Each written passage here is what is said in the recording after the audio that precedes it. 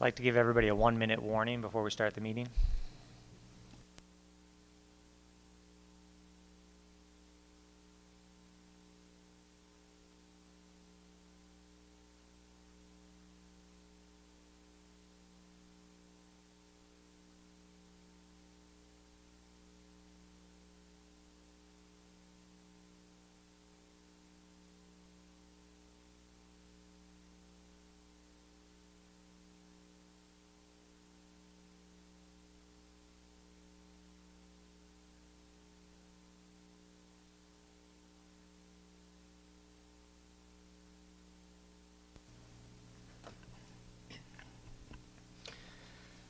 Good afternoon. It is 1 p.m. and I would like to call the Tuesday, March 10th, 2026 meeting of the Planning Advisory Committee to order. I am Councillor Riley Peckford and I will be the chair for today's meeting. I'll now move on to roll call and the land acknowledgement. So first we'll start with a roll call, and before we're doing the vote, I'd like to make note that Councillor Emily Lutz has to send her regrets and will not be here today. Seeing everybody else is here, I'll mark that everyone is present.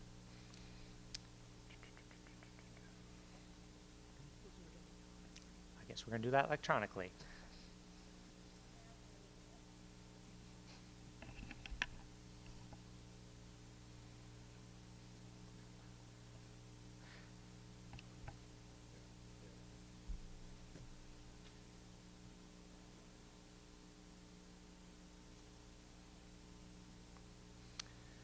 All right, make note that everybody is present with the exception of Councillor Lutz. I will now read the land acknowledgement. The municipality of the County of Kings is in Mi'kma'ki, the ancestral, unceded, and current territory of the Mi'kmaq peoples. The municipality of the County of Kings is a neighbor to the Annapolis Valley First Nation and Glooscap First Nation, as well as a diverse urban and rural indigenous population. We are all treaty people and commit to upholding the peace and friendship treaties and working towards reconciliation in all areas of the municipality.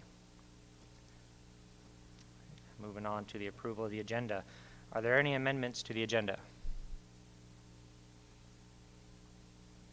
All right, I'm now looking for a motion to approve the agenda. Can I get a mover? Moved by Citizen Diel, second by Councillor Gates. For those either listening or watching, you'll notice a delay at this time while the system records our votes before it posts on the screen. All right, can I get a chance to vote?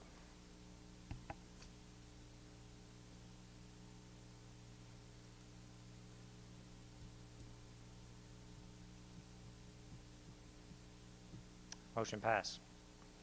Disclosure of conflict of interest. Are there any members of the PAC who wish to declare a conflict of interest related to any of the agenda items today? Seeing none, we will now move on to the next item. Approval of the minutes of February 10th, 2026. We're now moving on to item 5A, which is the approval of February 10th, 2026 PAC minutes. Looking for a mover. Moved by Deputy Mayor McPherson, second by Councillor Gates. All right. Any errors or omissions in these minutes? Second. All right. I will call for question. Nobody? All right. All in favor or otherwise, please indicate in the usual fashion.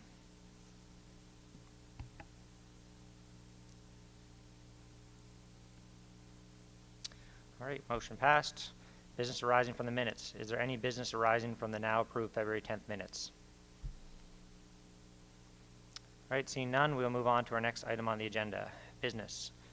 7A. The first item of business is an application to amend an existing development agreement to permit the expansion of a visitor-oriented development at 850 Grand Pré Road, PID 5523550, Walbrook, file 25-18.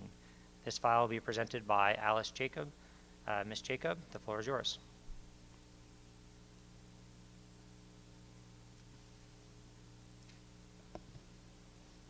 Thank you, Councillor Peckford. Good afternoon, everyone. This application is to permit the expansion of a visitor-oriented development at 850 Grand Pré Road, Walbrook. There is an existing development agreement which permits the use on the property, and the proposal is to amend the agreement in order to permit the proposed expansions. The red circle is the approximate location of the property within the municipality. It is outside the growth centers within Walbrook. The property is about 32 acres. Access to the property is from Grand Pré Road, which ends here, providing about 240 feet of frontage on the road. There is a brook running along this boundary of the property, and the property generally slopes down towards the brook. Currently, the property is developed with 5 tourist cabins and a dwelling. The dwelling is proposed to be converted into a tourist cabin, and the applicant is proposing a new dwelling somewhere here, closer to the road. With regards to the surrounding properties, this property and the properties to the east and to the south are mostly undeveloped.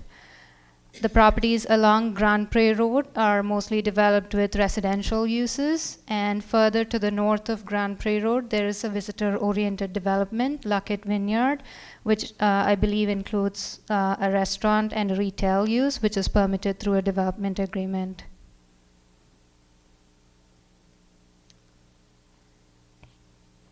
The property is located within the resource N1 zone, within the resource designation. The zone permits tourist commercial uses as of right, but the tourist commercial uses are limited to 2 cabins accessory to a dwelling. So the property owner entered into a DA in 2022 to permit more than 2 cabins on the property. So the existing DA permits up to 10 tourist cabins on the property and all the other underlying uses within the zone. And the current proposal is to amend the development agreement to enable up to 20 tourist cabins on the property and about 40 and a maximum of 40 campsites, of which a maximum of 20 is proposed for recreational vehicles, and the remaining would be for tenting sites. And also an event venue to host more than 1 event on the property. So campgrounds and campsites are not permitted as of right on the property. It is only permitted within the commercial recreation zone. So it has to be enabled through a development agreement on the property. And event venues, the land use bylaw restricts property owners to a maximum of 1 special event per year. Any additional events will have to be enabled through a development agreement. Some photographs of the property and the neighboring properties. So this is the neighboring property across Grand Pré Road, which is developed with residential use. A view of Grand Pré Road. This is the end of Grand Pré Road, and these are wooded properties, undeveloped.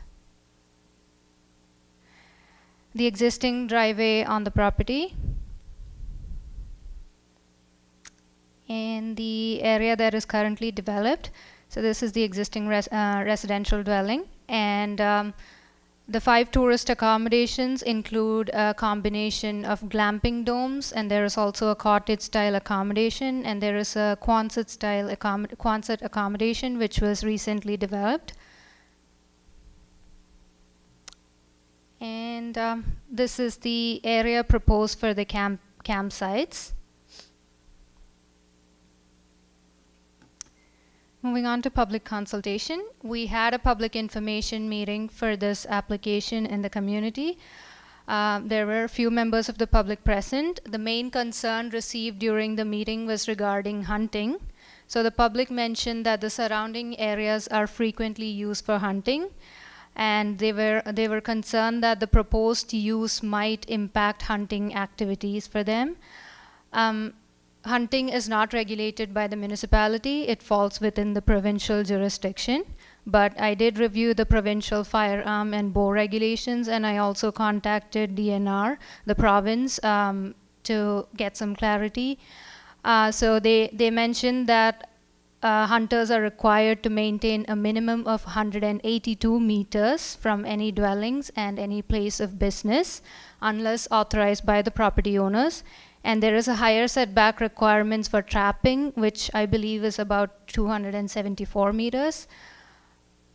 The other questions were regarding the event venue. There were questions about what kind of events the applicant intends to have on the property and also the number of events that would be permitted. The applicant mentioned that they plan to have events like weddings, birthdays, and retirement parties. So the uses within the existing development agreement, the uses permitted on the property are considered as substantive matters, and any amendment to substantive matters are required to go through a full planning application and through a public hearing. So the proposed additional uses could only be considered through a substantive amendment through this planning process. As for the policies 3.6.9 and 2.5.13 are what enables the proposed uses on the property. It enables council to consider proposals for visitor-oriented developments that are not permitted as of right within the resource designation through a development agreement.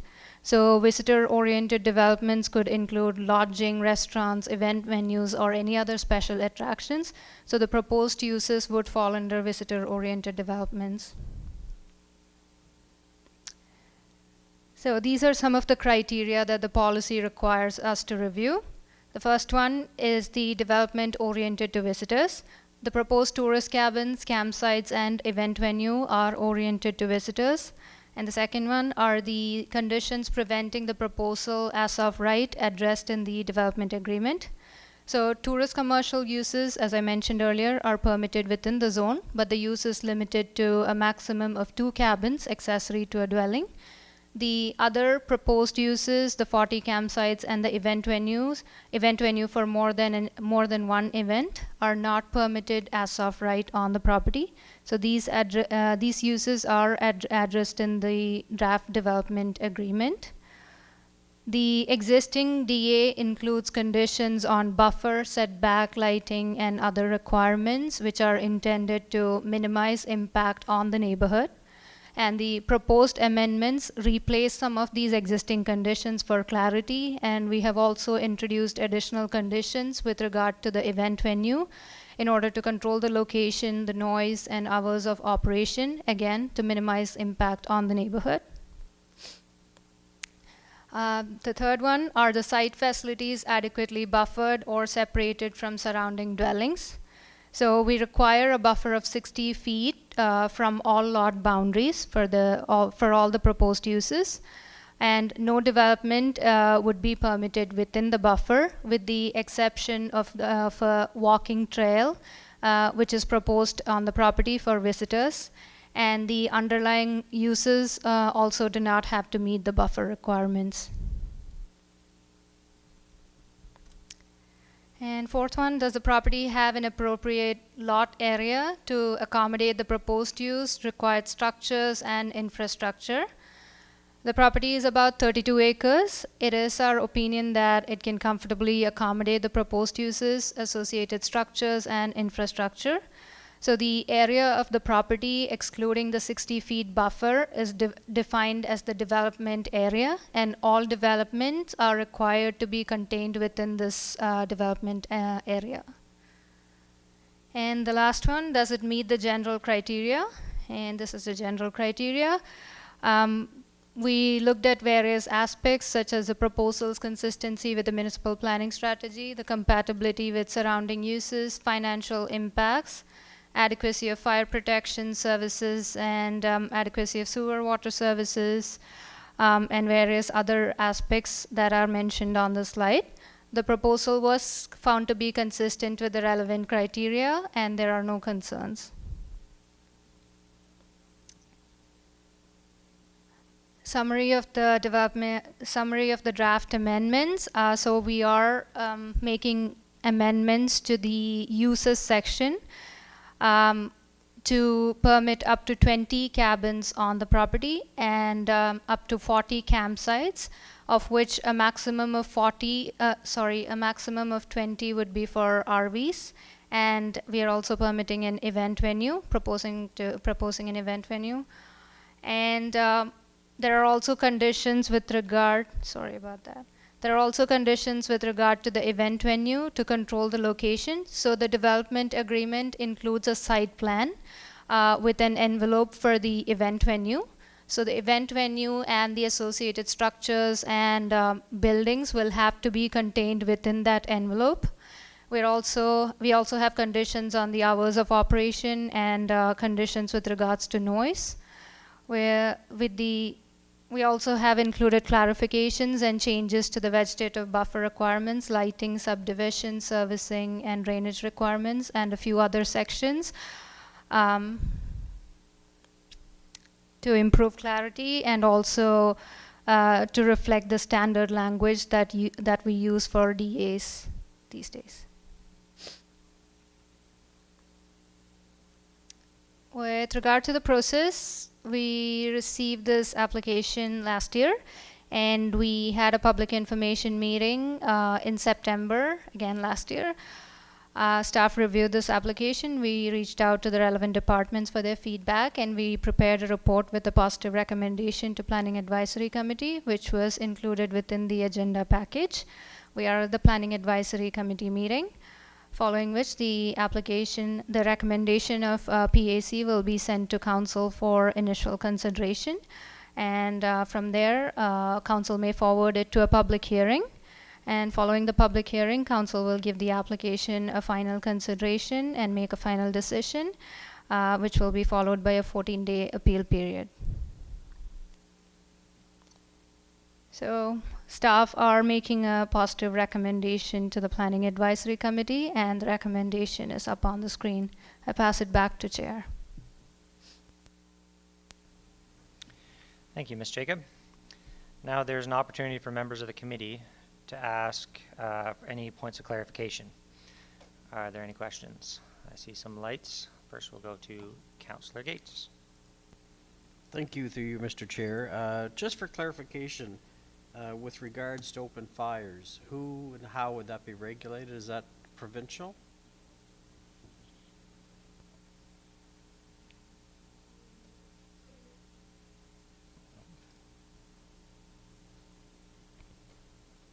Through you, Chair, I'm going to pass it to Trish.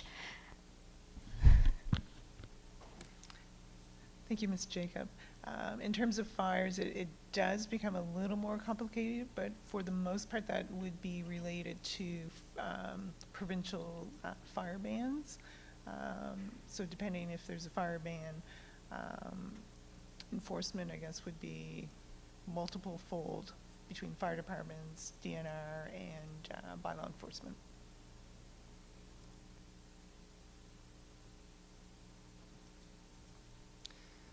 Right. Moving on to Councillor McPherson. Thank you, Mr. Chair. Thank you very much for the presentation. It's kind of a big change. I certainly have no issue with moving it on to the next level of getting more input and hearing a public hearing, but I do have just 3 minor questions of clarification.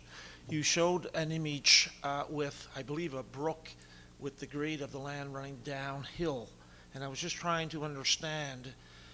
We dealt with a similar request in the past, but it was in proximity to the Gaspereau River. And I'm just kind of curious about that waterway that's just below the property, and if there is potential for any environmental issues there. Through you, Chair, to Councillor McPherson. We did reach out to Nova Scotia Environment, but we did not receive any feedback or comments from them. So properties will be required to meet the requirements of the land use bylaw. So there is a 50 feet setback requirement, but we have a vegetative buffer requirement, which is more than that, 60 feet. They would have to meet that 60 feet requirement. Okay. Do we know anything about that brook? Is that a year-long full running brook, or is that something that fills up in the spring with snow and water coming down from the mountain? Does anyone know anything about that brook in itself? How big a waterway is that, I guess, is what I'm trying to get to. No? through you, Mr. Chair. In terms of the actual watercourse, I'm myself am not aware of the flowage within it. But just as a quick reminder, and maybe it's a good discussion for our Ask Planning item later, but water is not within our jurisdiction. So it's sort of outside of PAC scope. I think the perspective then is not so much the water, it's the environmental potential impact environmentally, which potentially is within our scope, because we get a report on it each time we have an application. Only in the scope in that we are working with the developer to ensure pre- and post-design of the site does not negatively impact that watercourse. Right, exactly what I'm trying to get at. Okay. Thank you. Number two is, you did show a photo of one house in proximity. I believe it was across the road. Are there any other current houses within proximity of that piece of property? Through you, Chair, to Councillor McPherson, there is a house here, and I believe there are houses on these properties as well. There are no houses on these properties. It's mostly wooded. Okay. And I don't think there's one here either. There is a firewood supplier or like a resource use on this property, I believe. Yeah. Okay. And there are a few houses along Grand Prairie Road But a towards little the more north. distant. Yeah. Okay, thank you for that. And my final question is around the event venue. That kind of interests me. So I think I saw that the current permission is for one event per year, but the request through a development agreement would be that would be expanded. And is the request that is expanded to, I think they said weddings and a couple of other things there. Is the request to open that up to 365 events if they so choose? Is that the request through the development agreement?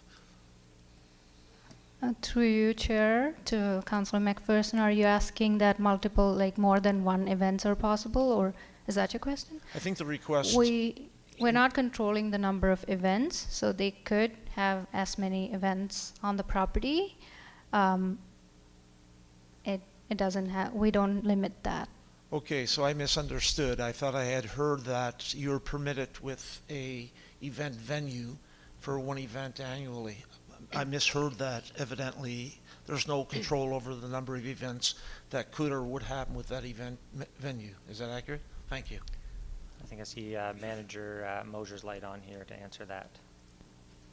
Through you, Mr. Chair, to the Deputy Mayor, every property in the municipality is permitted to have one special event per year under the land use bylaw. So if an individual is looking to establish an event venue as a permitted use, we don't, no different than we don't restrict someone living in their house for a certain number of days per year. They're allowed to live in their house all year round. So a permitted use is allowed to operate all year round.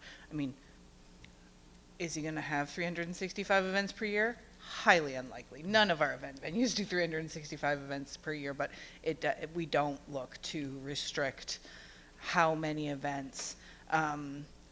Mainly, it's an enforcement issue. Like we can't be everywhere at all times, so we don't.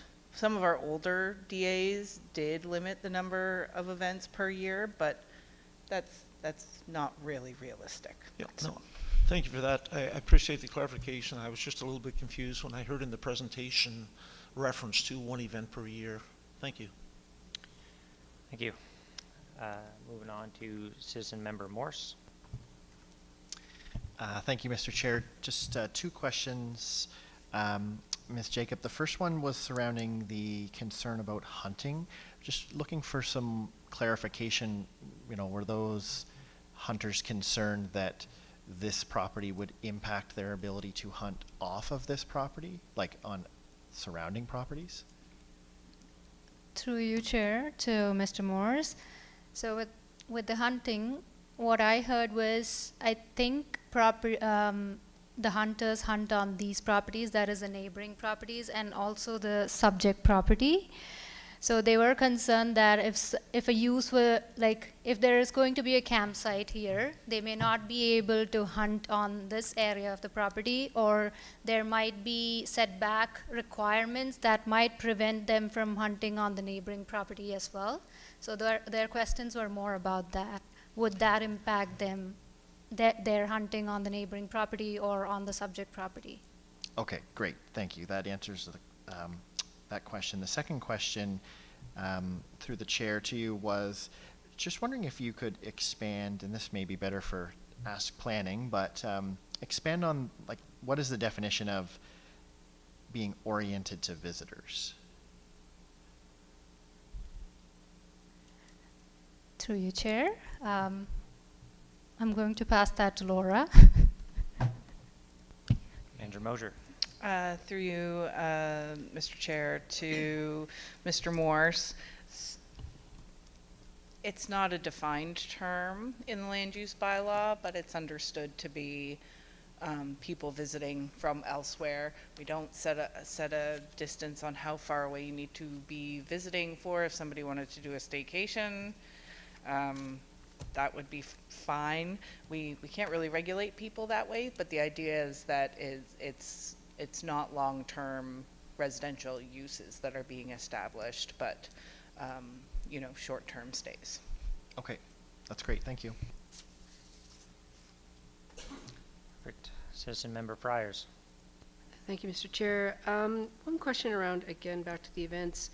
Has there, or is there an understanding, either through regulation here in the municipality or through discussions around maximum occupancy for events? And does that include the guests that may be on site using the camping and or developed areas? Mainly, I asked the question in terms of, you know, the potential for, let's say, a music event that might be hosted there. So that was the main premise of the question. Through you, Chair, to Ms. Friars. Just give me a second as I bring up the site plan. So if you can see here, we in the DA, we do not control the occupancy. I do not know if that comes up in the next stages of the process during permitting. That is something Trish might be able to answer, but on this map, this is the event venue envelope. So everything related to the event, that is people, the gathering, and the associated structures, everything will have to be contained within that envelope. And I'm going to pass it to Trish for further clarification. Director Javrik. Thank you, Mr. Chair. I guess it's, Ms. Jacob is correct. The second part of that, once we've determined the location, a building permit would be required to install that, and actually every year when it goes up and down, a permit is required. And as part of that, Building and Fire are going to inspect that venue, and depending on the size of the venue, materials of that tent, that all comes into play, you know, fixed tables or not. It's a bit of an equation, but those numbers are all determined prior to the vendor looking to actually operate. Okay. Thank you. All right. Citizen Member DL. Thank you, through the chair, to Ms. Jacobs. I guess we've already talked about the number of events and the scale, and I think that's what I was sort of thinking was what the scale. Is it like, is the number of occupants like limited to that box, or is that the actual venue or the physical venue for the event, but people could be, like, could you put a band there but have 2,000 people spread throughout the site listening to the band, or does the event have to be contained within that box? Through you, Chair, to Mr. Deal, everything related to the event, that is people and everyone gathering for the event, it will have to be contained within the envelope.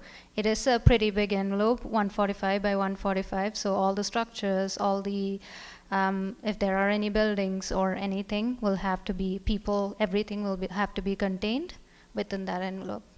Okay, thank you. And second question, again about the water course. Through development, I kind of know the answer, but I just wanted to confirm it. because there's now 20 cabins, 20 RV sites, 20 campsites, which will probably need some sort of disposal. So through the development process, they will have to meet the environmental requirements for a waste disposal field, which will protect the water course from any runoff from, because that would be quite a large size, having 20, 45, 50 units or whatever, dumping waste into that system. Through you, Chair. Sorry, Laura, would you like to clarify something before I proceed with this? Manager Mosier? You go ahead and answer this. I just wanted to add something to the questions about the event venue. Okay. Through your chair to Mr. Deal. So the sewer and water, it is not serviced by the municipal water or sewer. So they would have to have on-site sewer, septic and on-site services for water, which is regulated by the province, and they will have to meet the provincial requirement. In the DA, the one thing we have added is no pit privies shall be permitted on the property. So this is to make sure that there are no issues, environmental issues in the future. What else? Just give me a second, and I'm thinking. With regards to the RVs, I checked with the applicant what they are intending to do with the waste, and they mentioned that they will be dumping waste to a dump station off-site, and eventually they're planning to have their own dumping station within the property where they could treat the waste from the RVs. Okay, thank you. I just wanted to confirm, just for anybody listening, that obviously that the water course will be protected by somebody in the disposal field design. Thank you. Thank you. Manager Mosier? Thank you, Mr. Chair. Just 2 points of clarification on the event venue questions, particularly related to, I think it was Mr. Deal's question around a band. The development agreement has a clause in it, standard in all of our event venue development agreements, that no amplified sound is permitted outside. So, good question. Can you set up a stage? Yeah, you could set up a stage. You could have a band, but you can't plug in their amp. So, acoustic bands? Sure. Second, on the sewage disposal question, the DA also includes a clause that states that none of the recreational vehicles can be considered a derelict vehicle. So they are required to have an up-to-date license so that they can drive off the property legally to dispose of any waste until such time as the applicant decides to install a dumping station to the standard of Nova Scotia Environment. However, that's not required under the development agreement, just simply because that is still a provincial jurisdiction. So if he decides to install a dump station, great. If he doesn't, those RVs, regardless, need to have an up-to-date plate that ensures that they can be transported off-site legally for disposal purposes. Thank you. All right, seeing no more lights, can I get the motion back up on the screen, please, Ms. Mosier, or Ms. Jacobs? All right, the motion reads that Plan Advisory Committee recommends that Municipal Council give initial consideration to and hold a public hearing to approve the amending development agreement regarding the expansion of an existing visitor-oriented development at 850 Grand Pre Road, PID 55235550, Walbrook, which is substantively the same, save for minor differences in form, as the draft set out in Appendix E of the report dated March 10th, 2026. Can I get a mover for the motion? Moved by Citizen Member Friars, seconded by Councillor McPherson. All right, please go ahead and vote by using the usual fashion.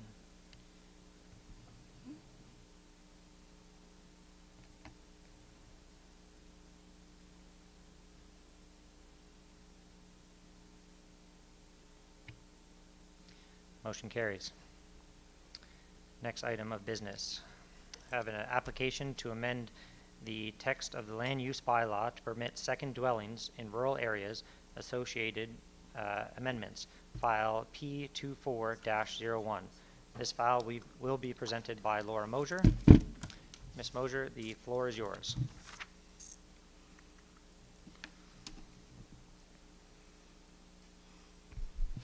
Good afternoon. So this is an application for some land use bylaw text amendments to permit second dwellings in rural zones.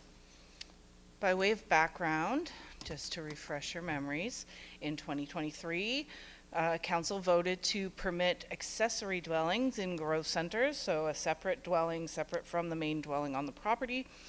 And in 2024, the provincial government established short-term rental registry. These two things don't appear related, but they are. As a result and in response to that short-term rental registry, the municipality adopted amendments enabling all legal residential units to be used as short-term rentals. It was really only a matter of time before we found an illegal residential unit that someone was operating as a short-term rental, and one of those operators requested that council consider enabling accessory dwellings in rural areas to enable them to be operated as short-term rentals. So in 2024, we did receive that request, and in September of 2025, following the preparation of an options report by staff, council directed staff to explore these amendments to permit accessory dwellings in rural areas. And this is the culmination of that work thus far. So staff have opted to move forward with amendments in all rural zones with the exception of a few different zones. The first would be the country residential zone, which you may remember we, as a group at PAC, contemplated similar amendments back in December as part of the Growing Greenwich project. So those amendments are moving forward, have been approved or have been adopted by council and are awaiting delivery to the province for review and hopefully ultimate approval. And we've also opted not to move forward with the agricultural or A1 zone today, only because staff are looking to do a little bit more work on second dwellings in that zone, just because it deserves a little bit more attention and a little bit more contemplation related to regulations associated with where those might be built. And staff have also adjusted the amendments to focus more on second dwellings instead of accessory dwellings. And I'll get into that now. So accessory dwellings, so the ones that we've permitted in growth centers, are limited in size in terms of their height. They need to follow the regulations associated with accessory buildings, which means a couple of things. One is that they can be closer to lot lines than main buildings, but they also are required to be shorter than main buildings. So accessory buildings are limited to 20 feet in growth centers and main buildings are limited to 35 feet. Where our rural zones, our rural properties tend to be larger, they tend to be larger in lot area. Generally speaking, the flexibility associated with an accessory dwelling, meaning the shorter setbacks from lot lines, are not as much a consideration because there's just more lot area to work with. Throughout this process as well, we've heard from folks asking, well, does it need to be smaller than my main dwelling? Does it need to be this? Does it need to be that? And within a rural area, staff were less concerned around land use compatibility simply because the properties are larger. So staff are recommending that the size of the unit, with particular regard to the height, not be regulated in the same way as accessory dwellings. In terms of the area that we're looking at, our rural area is outlined in green on this municipal structure map. So again, this would not include the A1 area, which is generally applied to the valley floor. Where my mouse would be, let me get you a laser pointer. So the valley floor is roughly, in this area. So those will come before Planning Advisory Committee at a different date. So we'd be looking more at the north and south mountains here, as well as around the lakes and along the tidal lakeshore. Staff held a public information meeting on October 28th of 2025. Notifications were posted on the municipal website and social media. Neighboring towns and villages were also notified of the public information meeting. We had approximately 20 members of the public in attendance, and feedback was generally positive. There were questions around the regulations that would be applied, the locations. At that time, we didn't know those answers. In terms of our process, we are here at Planning Advisory Committee following direction from Council and our public information meeting. We have conducted our staff review. After today, should Planning Advisory Committee make a recommendation, this would go to Council for first reading, followed by a public hearing the following month, second reading, and a 14-day appeal period. In terms of policy review, policies 5.3.1 and 5.3.2 enable Council to review text amendments and enables them to consider text amendments to land use bylaw and municipal planning strategy. Generally speaking, we are always looking to ensure that those text amendments to land use bylaw remain consistent with the text and direction of the municipal planning strategy. So when we look at what is emphasized in the municipal planning strategy, we see that a healthy balance between rural and urban ways of life are meant to be considered. We're meant to consider the efficient and cost-effective provision of infrastructure that generally happens in growth centers. We're meant to limit residential uses in rural areas and to maintain the rural character of the landscapes and to minimize the creation of new public roads in rural areas. So only one rural zone is permitted to have new public roads, that is the A4 zone, and that has already been addressed through other amendments. In terms of limiting residential uses and retaining the rural character of our landscapes, all of our rural zones, with the exception of the lakeshore zones, already permit 2 residential units.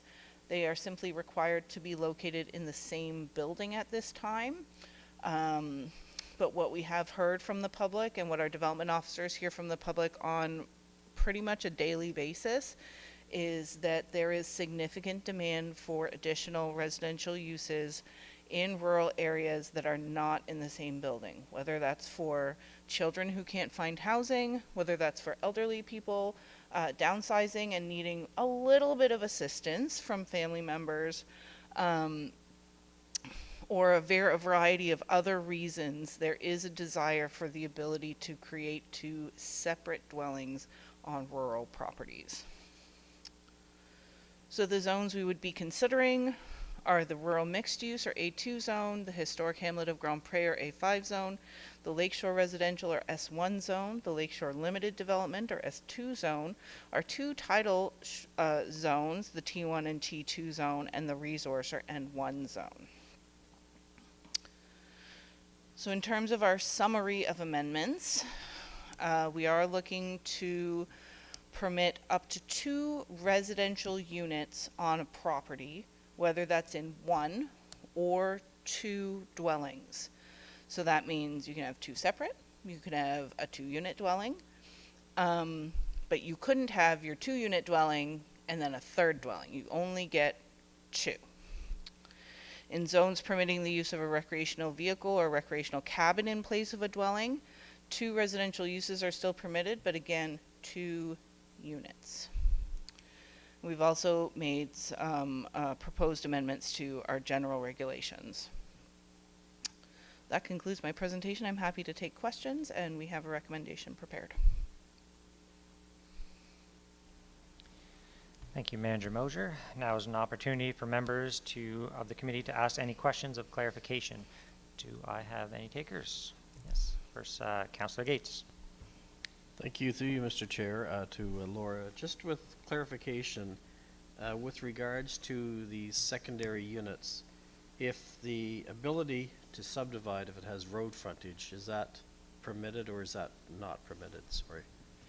Through you, Mr. Chair, to Councillor Gates, that would be permitted. It all depends on the lot. That's permitted now, so there would be no reason to limit that. Councillor McPherson. Thank you, Mr. Chair. Through you, thank you very much for the presentation. This can be complex and controversial when you're looking at making amendments to the land use bylaw, because there are reasons why people would very much be in support and reasons why people would be opposed to it. I think the fact that within our growth centers that we've already allowed second dwellings, I think is a good move, and that will maybe respond to some of the housing issues that we currently face in the province and in Kings County as well. I'm also pleased to see that we're also now beginning to look at the rural area in most of the zones, and I think there could be some positive results of that in enabling some long-standing citizens to do some housing changes that they're interested in doing. I hear about them quite frequently. My question is simply, I understand clearly the reason for being more cautious and moving more slowly on the A1 zone. I get it, I understand that.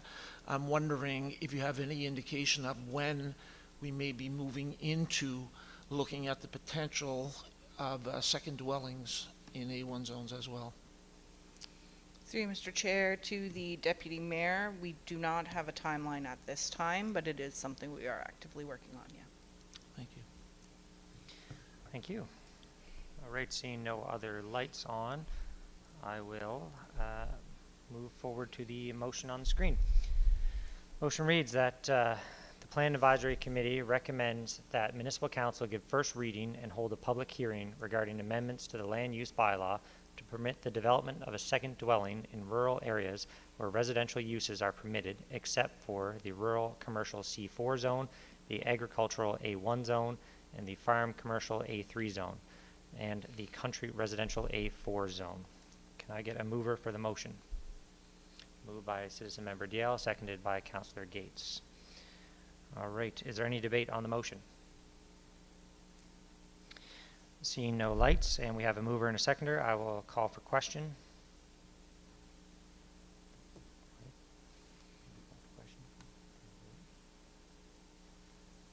Okay, perfect. All right, all in favor or otherwise, please indicate in the usual fashion.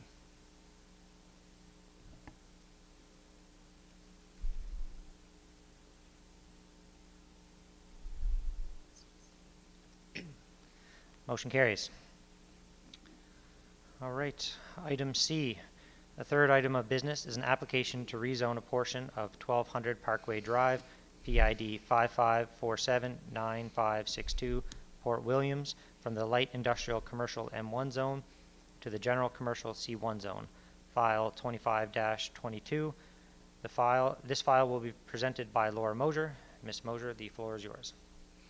Thank you, Mr. Chair. So yes, this is a land use bylaw map amendment or a rezoning for 1200 Parkway Drive in Port Williams to go from the M1 or light industrial commercial zone to C1, the general commercial zone.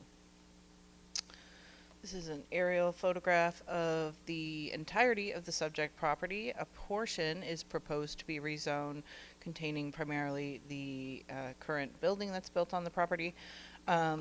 To rezone simply a portion less than an acre to the C1 zone to permit the development of a daycare, or the reuse of the existing building as a daycare. This is our application process. We saw this last time, so we did receive a complete application, and thus far we have performed our staff review, including a meeting at the Village Commission for Port Williams. Following this, it would go to council for first reading and public hearing and second reading, followed by a 14-day appeal period. The red circle on your map indicates the approximate location of the subject property in Port Williams. Again, this is an aerial photo, and in this photo we see the area to be rezoned in the black hatching.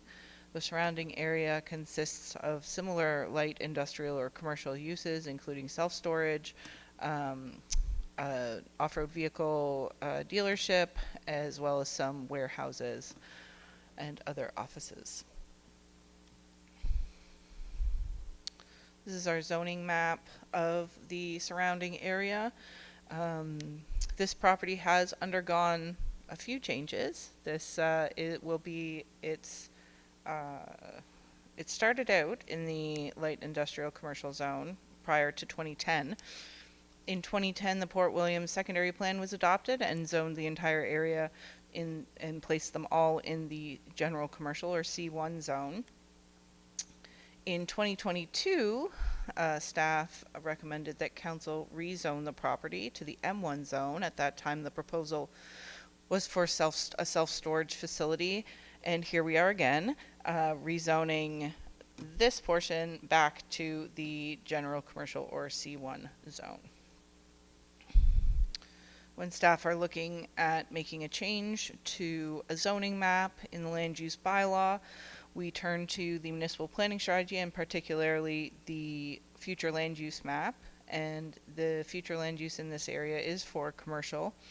So while the M1 zone is enabled in the commercial designation, so is the C1 zone. And so council can contemplate rezoning a portion of this property.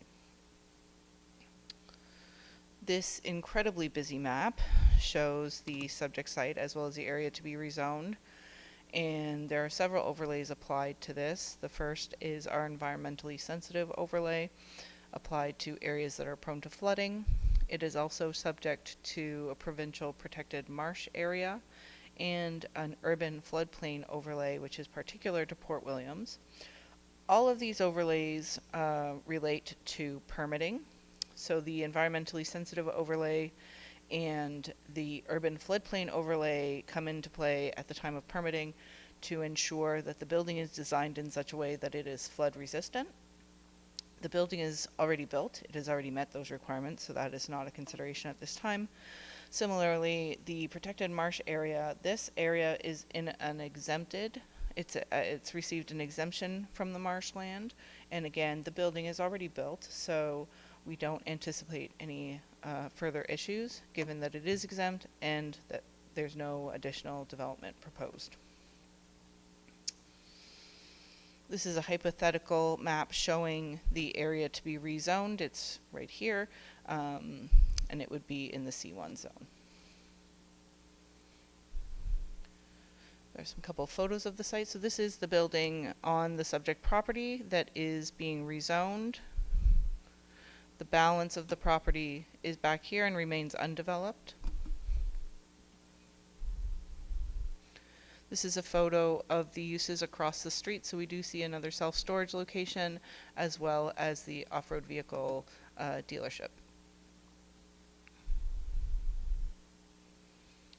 This is looking down Parkway Drive to the west, and this is to the east. So fairly sparsely developed, but with low impact commercial and industrial uses. These are closer shots of the subject property. So this is the building to be used as the daycare, and this is some other stuff that's on the site. I'm not positive if this is in the area to be rezoned or if this is, or if these are on the balance of the property, but in terms of public consultation, the property is less than an acre in area, or the area to be rezoned is less than an acre, so no public information meeting was required. However, 21 property owners within 500 feet of the subject property were notified through a letter in the mail, as well as the town of Wolfville, the village of New Minas, and the village of Port Williams, since they are within 5 kilometers of the subject site. We did not receive any feedback from the public or other villages or municipalities. The Port Williams Village Commission was consulted at their regularly scheduled meeting on February 17th, and there were no comments or concerns raised at that meeting. In terms of our policy review, MPS Policy 3.2.3 enables council to consider rezonings from one zone to another zone enabled within the designation. Both the light industrial commercial or M1 zone and the general commercial or C1 zone are enabled within the designation, and so council is able to consider the rezoning. Council is intended to consider the zone placement, which is considered ideal given it would acknowledge the existing mixed commercial and industrial area. And in terms of a daycare, this would be an appropriate location for a daycare given the employment uses surrounding it as well as residential uses just beyond this. I think it's also safe to assume that the rezoning is appropriate given how many times this property has gone back and forth between zones. So any concerns would be a little surprising at this point given its recent history. In terms of policy 5.3.7, staff do not have any concerns. We did consult with the appropriate departments and agencies regarding jurisdiction over traffic, fire coverage, water and sewer services, as well as our own internal consultation, and we found no concerns related to the general criteria. That concludes my presentation. I'd pass it back to the chair for discussion and debate. Thank you, Ms. Moser. All right, I'll now open up the floor for questions to the presenter for points of clarification. Do I have any questions? All right, seeing none, we'll move on to the recommendations on the screen. The Planning Advisory Committee recommends that Municipal Council give first reading to and hold a public hearing regarding the application to rezone a portion of 1200 Parkway Drive, PID 55479562, Port Williams, from the Light Industrial Commercial M1 zone to the General Commercial C1 zone as described in Appendix C of the report dated March 10th, 2026. Do I have a mover for the motion? Moved by Councillor Gates, seconded by Councillor McPherson. Is there any debate on the motion? All right, seeing no lights, we have a mover and a seconder. We'll move on to the vote. All in favor or otherwise, please indicate in the usual fashion.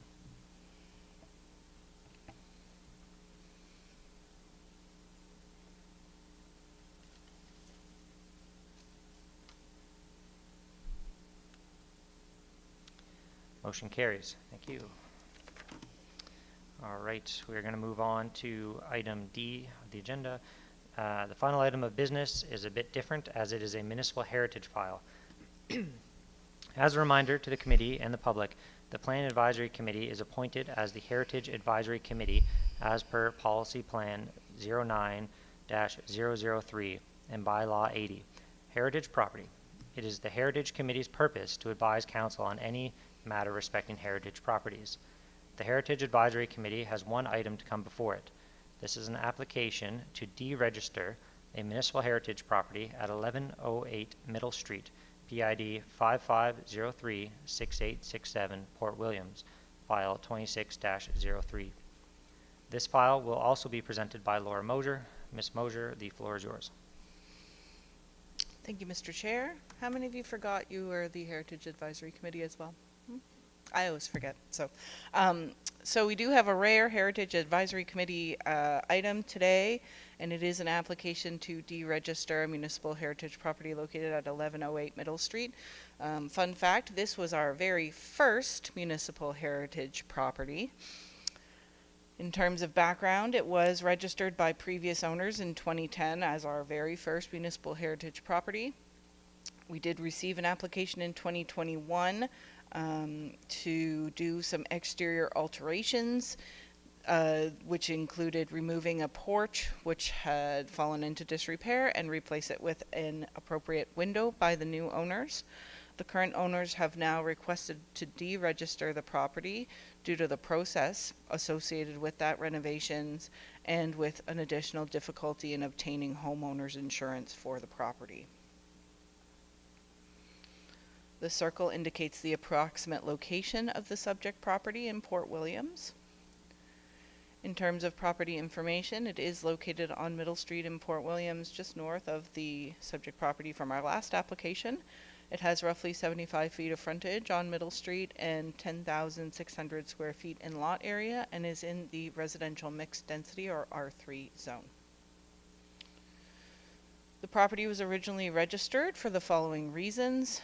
It is understood that the house was built and owned by Mr. McElvey, who was an employee of George A. Chase, a general merchant and apple exporter who employed many people during the Great Depression in his exporting business. The house itself was registered in part for its, on a secondary basis, for its architectural features, which incorporates characteristics from the arts and crafts style of architecture with cottage and bungalow elements.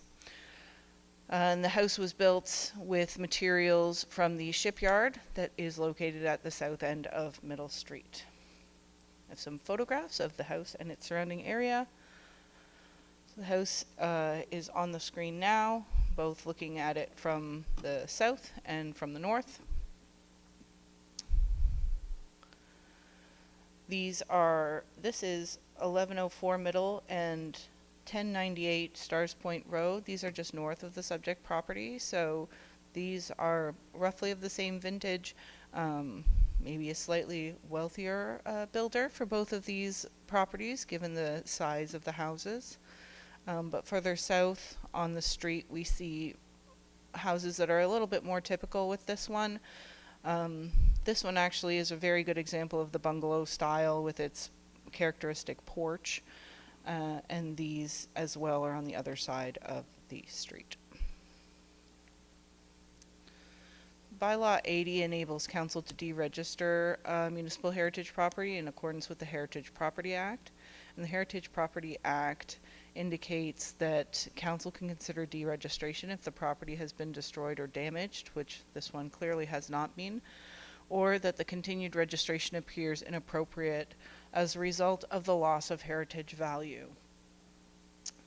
So if we consider this property and we consider what we know about it, in reviewing the original report to register the property, the builder and owner is referred to throughout as Mr. McElvey, which indicates that we probably don't know his first name. So he probably wasn't a terribly significant individual in the area. For example, his employer, George A. Chase, who did employ a lot of people, this is not his house. This is his employee's house. In terms of the building materials that were sourced at the local shipyard, it was the Great Depression, historically speaking, up until that point, the largest economic downturn. Likely, sourcing materials from further afield would have been incredibly expensive and probably more unusual than using materials from the shipyard. And we went over the architecture, which incorporates several styles, none of which are the defining architectural style of that period, and none of which incorporate the defining characteristics of each individual architectural style. So it's staff's recommendation that we better understand the implications associated with heritage registration.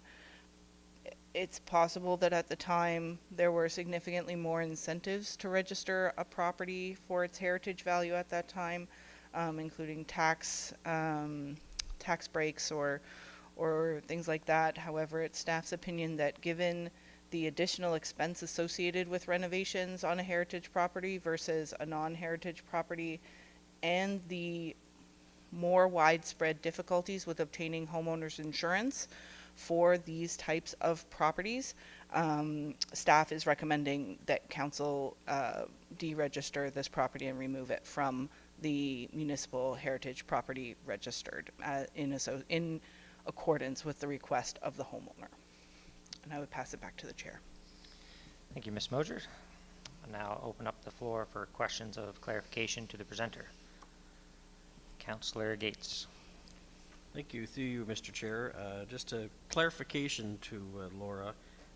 Would there be any tax implications to the municipality, i.e. less taxes collected or more taxes collected by deregistering it, just for clarification? Through you, Mr. Chair, to Councillor Gates, I'm not positive, but the property assessment and the taxes levied against a property are somewhat fall outside the scope of a planning application. I can certainly look into this for the public hearing, but I suspect there are no implications related to the taxing of the property. Deputy Mayor McPherson. Thank you, Mr. Chair. Thank you. Through you. I don't know a whole lot about heritage property registration or deregistration. It's the first time that it comes before this council. Ms. Mosier, you did make the comment that that was actually the first house to be registered under. My curiosity is, do we have a lot of houses that are currently registered as heritage properties within Kings County? Through you, Mr. Chair, to Deputy Mayor McPherson. We have sort of two heritage things that happen in Kings County. The first are municipal heritage properties. This was the only house that I'm aware of that has municipal heritage property recognition in that way. We have a couple of churches, we have a cemetery that are municipal heritage properties. Most, if not all, of the houses that are protected through a heritage designation are in our Grand Pre Heritage Conservation District. But I'm not aware of any other houses that are separate from that but registered as municipal heritage properties. Thank you. I should also point out that there are 3 levels of heritage property designation. There's municipal, provincial, and federal. So this would only be from a municipal perspective. There may be houses that have provincial or federal designation, but I believe this is the only municipal property that is a dwelling in this way. Thank you. All right, seeing no other lights, we will move on to the motion before us. The recommendation is that Heritage Advisory Committee recommend that Municipal Council remove the property located at 1108 Middle Street, PID 5503-6867, Port Williams, from the Municipal Heritage Property Register, as described in the report dated March 10th, 2026. Do I have a mover for the recommendation? Moved by Citizen Member Friars, seconded by Councillor Gates. All right, is there any debate on the motion? All right, all in favor or otherwise, please indicate in the usual fashion.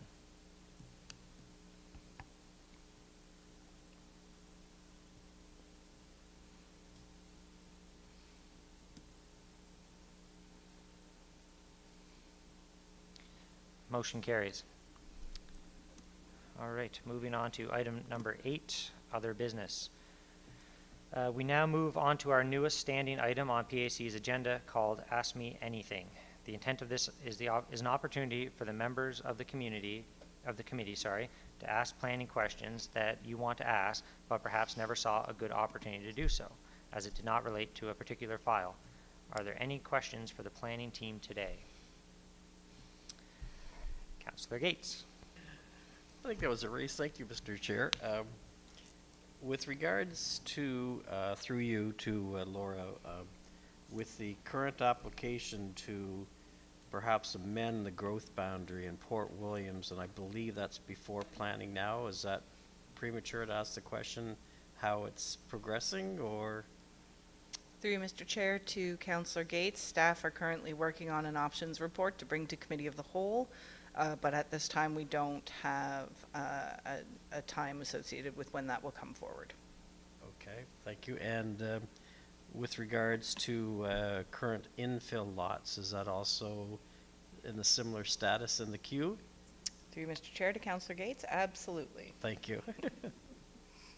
Thank you. Deputy Mayor McPherson. Thank you, Mr. Chair. My question is going to be with regards to development agreements. It's certainly been an interest of mine since coming on to council, 15 months ago or so, in trying to understand how they work. I gain more understanding each time we meet as a planning advisory committee. I like the concept of a developmental agreement because it allows opportunities to be creative in allowing our developers to develop properties that are good for the economy and good for Kings County. However, to me, they seem to be individualistic in that each development agreement is different, and it doesn't really follow the land use policies. It's all about agreeing on a development on an individual basis, if that makes sense. So I get that. So the development agreement is between the municipality and the developer. and that's great.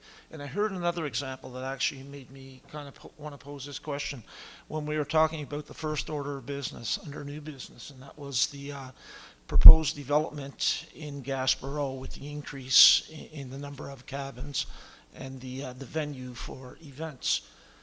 And one of the comments was around amplified sound. And the answer was that within the developmental agreement, you could have maybe some acoustic guitars or whatever playing out on the deck, but you weren't permitted to have kind of like a Woodstock, getting 2,000 people out within the community and amplifying the sound, which is a very good thing. So it brings me to my question, and it's around how development agreements work. So the municipality goes into an agreement with a developer, and within that agreement, certain criteria, like no amplified sound is one example, and there could be many, many different examples. So what happens if that agreement is signed, moves forward, the developer develops the property, there is a venue, and on Saturday night in 2027, all of a sudden, Woodstock develops, and there are 2,000 people with amplified sound? Who is responsible for policing that? And the reason I say that is the agreement is between the municipality and the developer. However, if the surrounding community complains and says, the development agreement says that you can't have amplified sound, and all of a sudden there is amplified sound, does the municipality have any responsibility, considering they're one of the two players within the development agreement? Through you, Mr. Chair, to Deputy Mayor McPherson. So, very good question. Development agreements act in place, well, not in place, the way we generally draft them, they work together with the land use bylaw. So, with specific regard to the development agreement, if we receive a complaint that it's very noisy, that there's clearly amplified sound going on, firstly, members of the community can do in the absence of the development agreement, if a neighbor is causing a disturbance and it's unreasonable, they can call the RCMP for a disturbance of the peace. That's the first thing. Because unfortunately, if there's a disturbance at midnight and they call our main line, there is not someone there to answer that call. So the best call in the moment is the RCMP.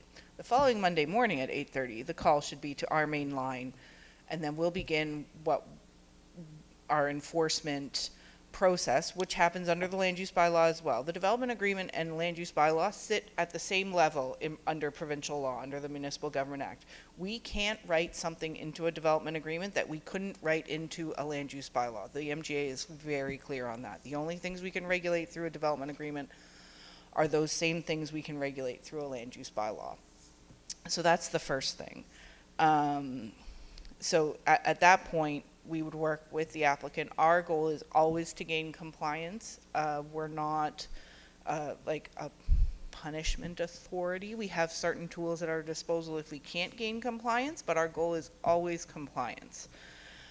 With the concern around Woodstock, we come back to that land use bylaw section that allows a special event for every property in the municipality. So can I guarantee that Woodstock's not going to happen? No, because it is permitted on the land use bylaw as one special event. It's when two Woodstocks happen on the same property, then we step in and we begin our enforcement to seek compliance. Thank you for that, and I think the answer I was looking for, I think I heard it clearly, is that the municipality does have an enforcement process when the agreement of a development agreement has been contravened. That's correct. Thank you. The other thing I just wanted to add about development agreements is it seems a little bit sort of like Wild West in that it is between the municipality and the applicant, but it's really important to remember that development agreements need to be enabled by policy first off, and that policy needs to specify three things. It needs to specify the use or types of uses that can be considered. That can be broad. That could be a commercial use. That could be an agricultural use, or it could be very specific, like an event venue. It needs to specify the location, and again, that can be very broad. It could be all rural areas, or it could be just the C1 zone or just the N1 zone.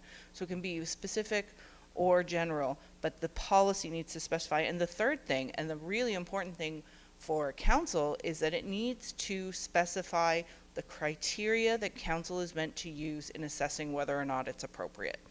So all development agreement options need to contain a policy that contains those three elements, and then staff assess the application against those elements, but also all of the general elements and goals and vision and objective statements of the municipal planning strategy. So while it's more flexible than, say, a rezoning, it can't contain anything in the land use bylaw can't contain, and it needs to have that sort of framework established in policy. So it's not a complete free-for-all.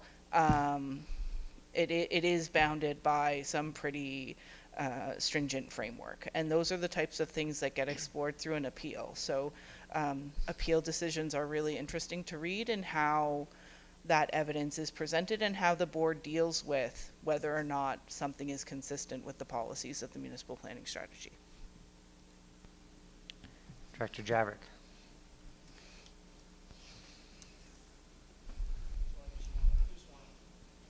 Am I good? Good. I just wanted to say thank you. And that's really, I think, what this segment is all about. It gives me much more clarity and much more information to understand the process. And it was very clear. I appreciate that. And I think I know the answer to the question here. Does it run with the land? Does a development agreement, for example, if 2 years after establishing whatever it is, the owner, the developer, sells whatever's there, does the agreement move on to the new owner? Through you, Mr. Chair, to the Deputy Mayor, yes, it runs with the land, not with the new owner, which is good, because then someone with a fairly extensive development agreement that might include, 20 campsites and an event venue can't pick up and move somewhere unexpected. It stays there. And the new owner benefits and is restricted by the terms of that development agreement. Director Javrik. Thank you, Mr. Chair. Just following up on your first question, I think it's also a really good discussion for the committee to think about why do we as a staff go through the policies each and every time we meet and we go over this. And it's very intentional on staff's part. We want to have both you as PAC and ultimately the public, as well as ultimately council, to have that policy review, because as Ms. Moser had indicated, we're thinking about the appeal process. So whether that's a development agreement that ultimately gets approved by council and a member of the public appeals that decision, or on the opposite end, when an applicant is refused by council and they appeal that decision. We want to be able to go through that process with the utility during that appeal of saying, this is why we recommend it either for or against, depending on the situation. And that's what the board is going to look at. Did council know? Were they consistent with our policies in that decision, whichever way that was? So that's why you hear a lot of repetitiveness on, especially on a day like today where we had multiple files, and it may feel like we're going through policy, but that is intentional, so that we're thinking about that in those decisions, both here and ultimately at council. Thank you. Citizen Member Morse. Thank you, Mr. Chair. My question came to my mind when I was reading the package with regards to the, item C, the rezoning from the M1 zone to the C1 zone. And I thought, and considering the history of the property, it came to my mind,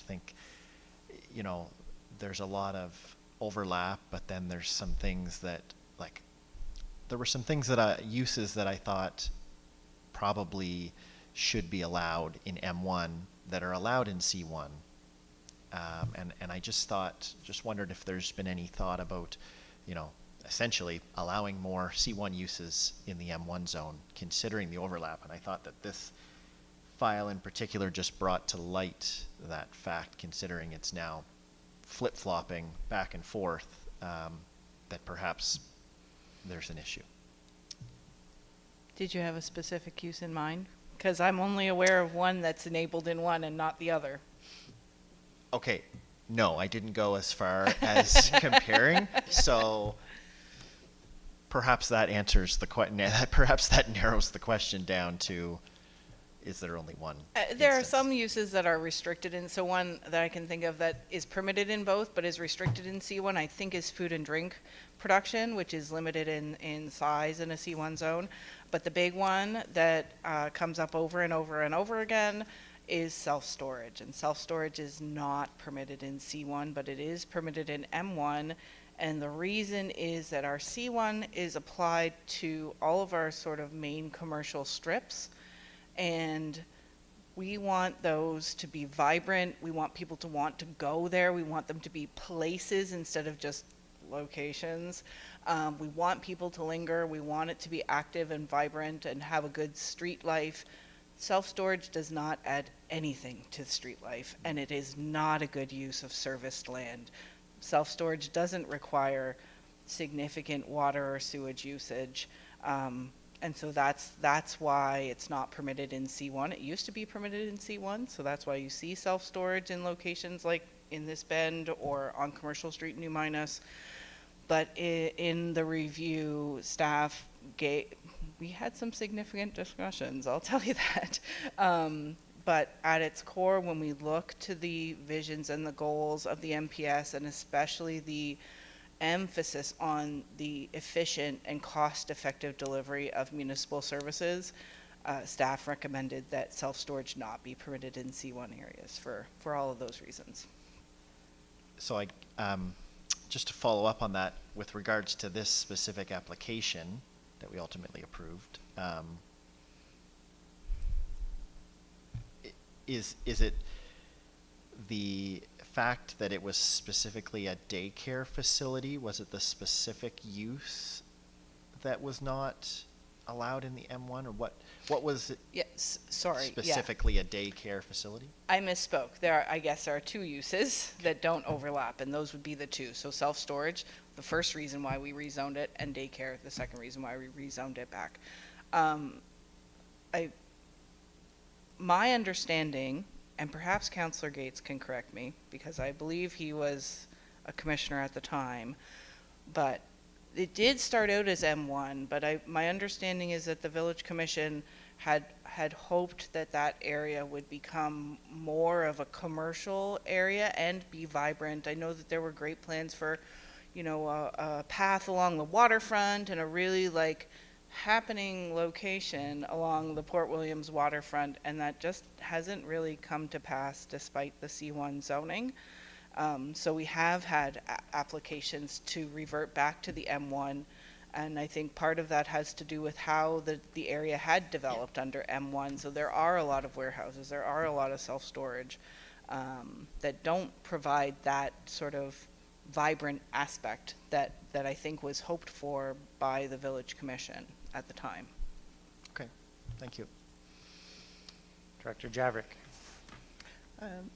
Just wanted to build on that. Yes, that switchover happened during the secondary plan for Port Williams, which was really spearheaded by some desires of the Village Commission at the time and some visioning that were really good, but they just didn't come to fruition. So I think that's why we're starting to see this flip over of reality versus, well, we really wanted to see a bit of an evolution on that street, and it just didn't evolve that way. Thank you. Councillor Gates. Through you, Mr. Chair, to Trish, you were quite correct. At the time, we were looking at the closure of a local chicken processing, in particular, I believe Maple Leaf Foods, and the need for them to locate in a place where they were processing food. And unfortunately, that did not happen. So that you are correct. That was the initial hope, that it would help to aid them to relocate. And I wanted just to comment on the self-storage ones, that you are correct. If you have municipal water and sewer, and you have self-storage. They're not a user of water and sewer, so it's not the best use of that zoning. And the laws of diminishing returns is that you'd want to have a facility that would utilize both water and sewer to maximize your utilities. So you're correct. The view was the thought that perhaps commercial would steer more development. So thank you. All right, thank you. That was a great discussion, some good questions. All right, moving on. Is there any other business to come before PAC today? All right, seeing none, we'll move on to item 9, comments from the public. I give all members of the public who wish to speak, please approach the speaking podium and give your name, general address for the record before speaking. Last chance if anybody wants to come up and say a few words. Nope. All right, item 10, date of the next meeting. Next meeting will take place April 14th, 2026. And item 11, adjournment. We're now looking to adjourn this meeting. Can I get a mover and a seconder? Moved by Councillor Gates, second by Citizen Member DL. All right, all those in favor otherwise, please indicate using the usual fashion.